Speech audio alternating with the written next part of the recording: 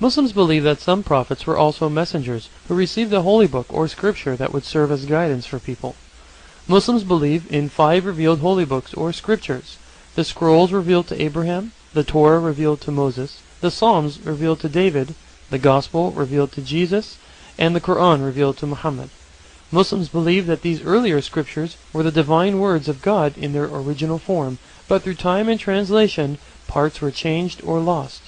Muslims view the Quran as unique in that it has been preserved in its original form since it was first revealed 1400 years ago. Muslims believe that eventually the world will come to an end, and all mankind will be brought back to life to stand before God on the Day of Judgment. According to Muslim belief, people will be held accountable for their individual actions in this life. Muslims believe that those who led a good life and followed his guidance will be rewarded with heaven, while those who rejected his guidance and led an evil life will be punished by hell. Muslims believe in Qadr.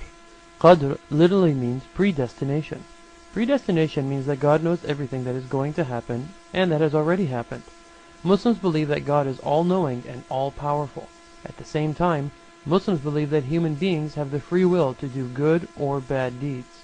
Therefore, for Muslims, everything that happens to them has a purpose, so they are patient during difficult times and thankful during happy times. In summary, the 6 main beliefs in Islam are God, angels, holy books, prophets, the Day of Judgment, and predestination. To help and support a Muslim in achieving a moral personality, Islam prescribes specific acts of worship referred to as the 5 pillars of Islam.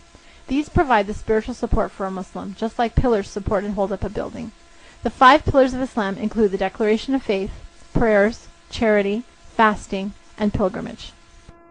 The declaration of faith is the first pillar of Islam, upon which all other beliefs are based. A Muslim declares his or her belief that there is only one God, and Muhammad is the messenger of God. Anyone who says and believes in this declaration is considered a Muslim. This declaration is a reiteration of the monotheistic message of Islam and an affirmation of the prophethood of Muhammad. The second pillar of Islam is prayer. Muslims offer prayers 5 times throughout the day: at dawn, at noon, in the afternoon, after sunset, and in the evening. The prayers are both physical and mental, made up of specific movements and readings from the Quran. The prayers include standing, bowing, and prostrating one's forehead on the ground as a sign of submission. Before prayer, Muslims wash their hands, mouth, nose and face, ears, arms, and feet in a symbolic and physical demonstration of purity. By remembering God throughout the day, Muslims take time out from a busy, hectic lifestyle to remember their relationship and obligation to the Creator. The use of both the mind and body makes the prayer a complete act of worship. As a symbol of the unity of all Muslims, they face the Kaaba in Mecca when they pray. The prayer also unifies Muslims because it is highly recommended for Muslims to pray in a group.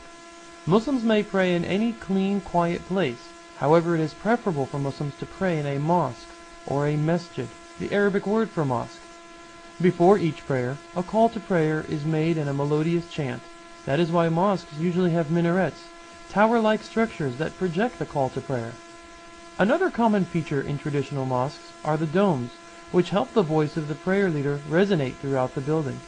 Inside the mosque, there are no chairs or pew, only carpets. That is why worshippers take off their shoes inside the mosques to keep the carpets clean. Friday is the Muslim day for congregational prayer at the mosque. Muslims go to the mosque where a sermon is given by a prayer leader or a knowledgeable member of the community, and it is followed by a congregational prayer. The third pillar of Islam is charity. A Muslim is expected to purify his money by sharing part of it with less fortunate members of society. Giving charity helps people from becoming selfish and greedy. The mandatory charity a Muslim must pay is calculated annually as 2.5% of any accumulated wealth beyond one's means. Charitable organizations and mosques usually collect and distribute this money.